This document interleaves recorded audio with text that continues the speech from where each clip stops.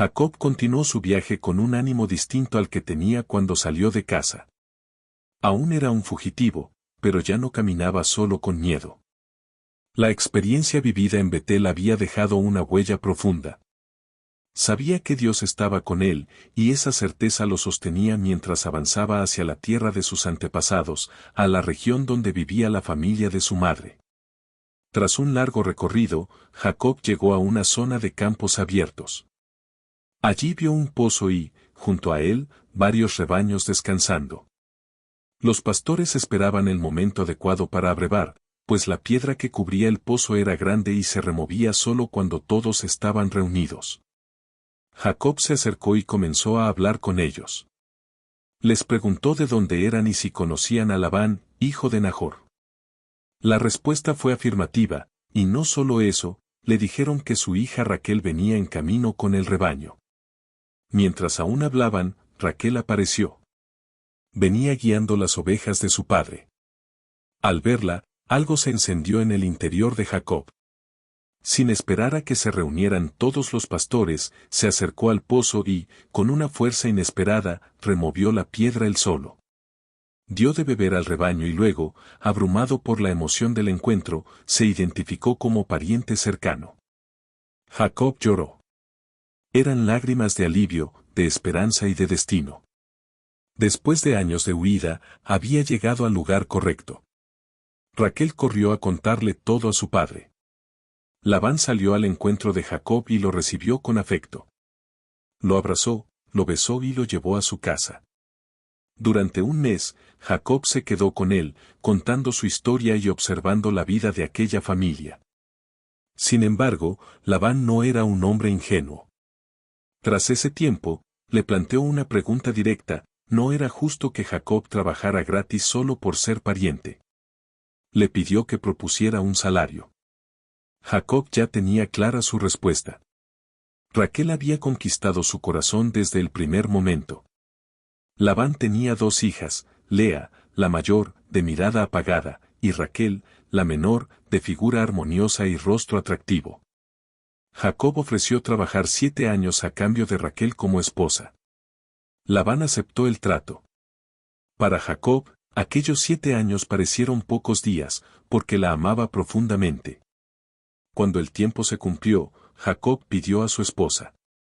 Se organizó una gran celebración, una boda con banquete y alegría. Pero cuando llegó la noche y Jacob entró en la tienda, no percibió el engaño que se estaba gestando. En la oscuridad, Labán sustituyó a Raquel por Lea. A la mañana siguiente, la verdad quedó al descubierto. Jacob se despertó junto a Lea y comprendió que había sido engañado. La reacción fue inmediata. Jacob confrontó a Labán, preguntándole por qué había hecho algo así.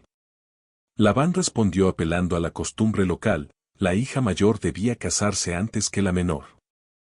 Aquella explicación no justificaba el engaño, pero mostraba una lógica cultural que Jacob no había considerado.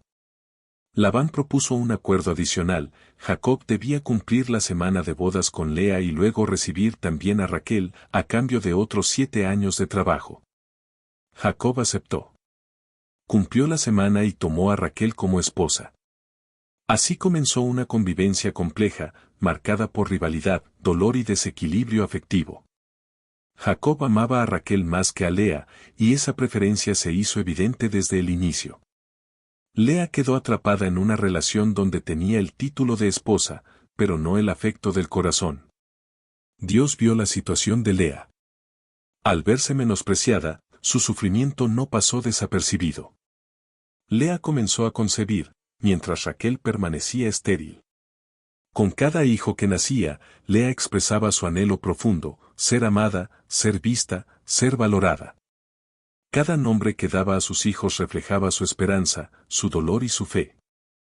En sus palabras se percibe una mujer que lucha por encontrar un lugar en el corazón de su esposo y, al mismo tiempo, busca sentido en Dios. El primer hijo trajo consigo el deseo de ser mirada, el segundo, la esperanza de ser escuchada, el tercero, el anhelo de ser finalmente unida a su esposo. Con el cuarto hijo, algo cambió. Lea, cansada de esperar aprobación humana, dirigió su mirada hacia Dios y expresó gratitud. En ese momento, dejó de centrarse solo en la herida y comenzó a reconocer la fidelidad divina, aún en medio de su dolor. Raquel, por su parte, observaba todo con creciente frustración. El amor de Jacob no lograba llenar el vacío de la esterilidad. La rivalidad entre las hermanas se intensificaba, preparando el terreno para conflictos aún mayores que se desarrollarían en los capítulos siguientes. Génesis 29 es un capítulo profundamente humano. Muestra cómo el engañador es engañado, cómo las decisiones apresuradas generan consecuencias duraderas y cómo el amor, cuando no va acompañado de justicia y verdad, puede causar heridas profundas. Jacob, que había obtenido la bendición mediante astucia, ahora experimenta en carne propia lo que significa ser víctima del engaño. Al mismo tiempo, el capítulo revela un Dios que actúa en medio del caos relacional. Dios no aprueba el engaño de Labán ni la preferencia injusta de Jacob, pero se acerca al corazón herido de Lea y le da dignidad. La promesa continúa avanzando, no por la armonía familiar, sino por la gracia divina que obra incluso en hogares fracturados. Este capítulo marca el comienzo de la formación profunda de Jacob. En Harán, lejos de casa, aprenderá lecciones que no pudo aprender en la comodidad del hogar.